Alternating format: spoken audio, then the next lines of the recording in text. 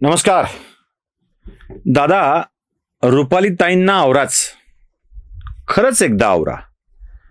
कारण रुपाली चाकणकर यांच्यासारख्या जबाबदार पदावर बसलेल्या महिला नेत्याचं वर्तनही जबाबदारीचं असायला हवं, बेजबाबदारीचं असू नये. बर, हे एकदा नव्हे, दोनदा नव्हे, तीनदा घडलेलं आहे. दादांच्या पक्षाच्या रुपाली चाकणकर असल्यामुळे कदाचित त्यांच्यावरती आवरण्याची क्रिया दादा करू शकत नसतील, तर महाराष्ट्राचे मुख्यमंत्री देवेंद्र फडणवीस यांना आमची हात जोडून विनंती आहे की रुपाली चाकणकरांचे महिला आयोगाच्या अध्यक्ष म्हणून फिरणे, वावरणे, व्यक्त होणे यावर काही मर्यादा आणायला हवी. मला एक प्रसंग आठवतोय. मी त्यावेळी छत्रपती संभाजीनगरमध्ये पुण्यनगरी या दैनिकाचा संपादक होतो. यावेळी एका महिला पोलीस कर्मचाऱ्याने 3 पोलीस अधिकाऱ्यांच्या वरती आपल्या लैंगिक छळ केल्याचा आरोप केला होता. बातमी अजून गुप्त होती, बाहेर येत नव्हती, पण उडत उडत सोर्सेसच्या माध्यमातून ती कळत होती. नेमकं त्या दिवशी या घटनेबाबत अधिकची माहिती घ्यायला शिवसेना नेत्या नीलमताई गोरे संभाजीनगरमध्ये आल्या होत्या. नीलमताईंना मी कॉल केला, मी स्वतः, आणि सांगितलं की नमस्कार, मी सुशील कुलकर्णी पुण्यनगरीचा संपादक बोलतोय. या प्रकरणामध्ये तुम्ही आला आहात, वस्तुस्थिती काय आहे हे तुमच्याकडून कळावं अशी मला अपेक्षा आहे. तेव्हा मला ओळखणाऱ्या नीलमताईंनी ओळखत नाही असं दाखवलं आणि तुम्ही ओळख कुणाची तरी घेऊन प्रत्यक्ष समोर आलात तर बोलू शकेन, अन्यथा फोनवर बोलणार नाही असं स्पष्टपणे सांगितलं. आणि नीलमताईंनी त्या विषयाची माहिती मला दिली नाही. नीलमताई त्यावेळेला महिला आयोगाच्या अध्यक्षा नव्हत्या, त्या फक्त एक नेत्या होत्या, शिवसेनेच्या नेत्या होत्या आणि या प्रकरणात न्याय मिळावा यासाठी त्या आल्या होत्या. त्यांना कधीच या प्रकरणातलं सत्य मीडियाच्या समोर सांगून चमकोगिरी करावी वाटली नाही. घटना अजून सांगतो. महिला बालकल्याण मंत्री असताना पंकजा मुंडेंच्या कार्यकाळात ज्या वेळेला असे महिला अत्याचाराचे प्रसंग घडले, त्यावेळेला मीडियाला बाजूला ठेवून पंकजा मुंडे भेटायला गेलेले आहेत. मीडियाने यायचं नाही, कारण आत गेल्यावर फोटो काढले जातील, ते दाखवले जातील, सगळी माहिती उघड होईल. त्यामुळे कधीच पंकजा मुंडेंनी हे कृत्य केलेलं नाहीये.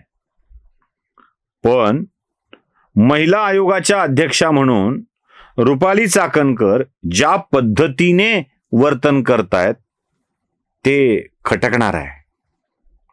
म्हणून राज्य सरकारनेच या चाकणकरांना आवरणं आवश्यक आहे.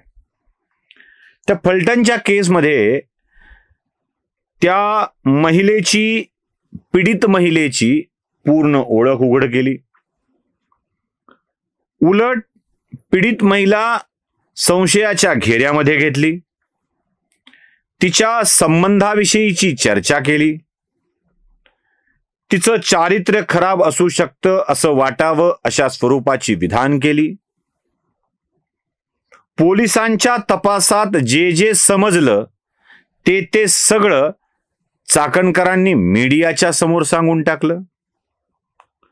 चाकणकरांनी तिथे जाऊ नये असं आमचं म्हणणं नाही, त्यांनी जायचंय तर जावं.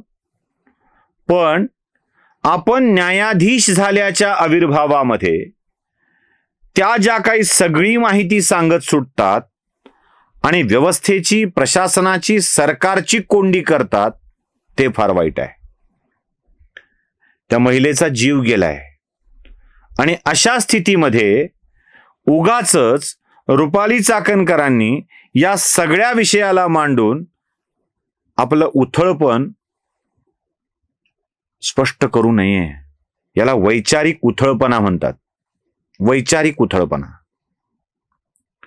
महिला आयोगाच्या अध्यक्षांनी ज्या गांभीर्याने हे प्रकरण अशी हाताळायला हवीत, तशी प्रकरणं चाकणकर हाताळतायत असं वाटत नाही. दुर्दैवाची गोष्ट अशी आहे की माझ्यासारख्या एका पुरुषाला महिला आयोगाच्या अध्यक्ष असलेल्या महिलेला महिलेच्या प्रश्नासंबंधात हे सांगावं लागतंय. काय केलं? सातारला गेल्या. सातारच्या एसपींनी महिला आयोगाच्या अध्यक्षांनी मागितलेली प्रत्येक माहिती त्यात दिली, कारण देणं आवश्यक आहे. संविधानिक पदावरच्या आहेत, त्यांना सगळी माहिती दिली. काही माहिती मिळालेली जवळ ठेवायची असते, तपासात उपयोगाला होईल अशी ठेवायची असते. सगळंच उघड केलं तर आरोपींना मदत होऊ शकते. चाकणकरांनी जगाच्या समोर मांडलेली माहिती, मीडियाच्या समोर मांडलेली माहिती चाकणकरांना प्रसिद्धी देऊन जाईल, पण उद्या आरोपीचं फावू शकतं. त्या महिलेला न्याय मिळण्याची प्रक्रिया कशी होणार आहे? उद्या आरोपीला या माहितीचा फायदा झाला तर काय? उद्या कोर्टाने या विषयातले प्रश्न विचारले तर काय? आणि हो, सरकारला, उपमुख्यमंत्र्यांना, मुख्यमंत्र्यांना चाकणकरांना आवरणं शक्य नसेल तर न्यायालयाने तरी यात भूमिका घेणं आवश्यक आहे. उद्या जर महिला आयोगाच्या अध्यक्षांना अशा ठिकाणी भेट देऊन माहिती घेण्यास आणि मीडियासमोर देण्यास न्यायालयाने बंदी घातली तर पुढचे आयोग नीट काम करू शकणार आहेत का? बरं, चाकणकरांचं हे वर्तन पहिल्यांदा घडलेलं नाहीये. वैष्णवी हगवणे प्रकरणात सुद्धा याच प्रकारचा उथळपणा चाकणकरांनी दाखवलेला होता, याच प्रकारचा उथळपणा. त्यामुळं रुपाली चाकणकर यांनी आता तरी या विषयाचं गांभीर्य ओळखून स्वतःच्या प्रसिद्धीसाठी या गोष्टी करू नयेत.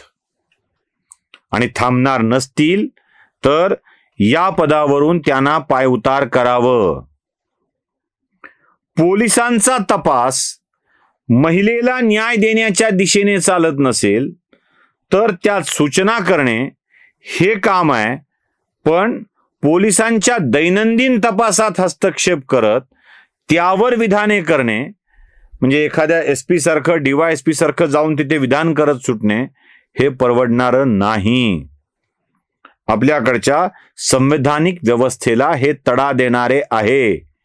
म्हणून या प्रकरणात सुद्धा रुपाली चाकणकरांनी स्वतःच्या मर्यादा ओळखणं आवश्यक आहे.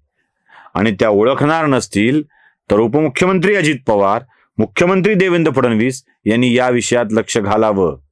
नाहीच जमलं तर न्यायालयाने लक्ष घालावं, कारण फलटणच्या पीडितेला न्याय देण्याच्या ऐवजी अन्याय होण्याचीच कृती होण्याची जास्त शक्यता आहे. नमस्कार.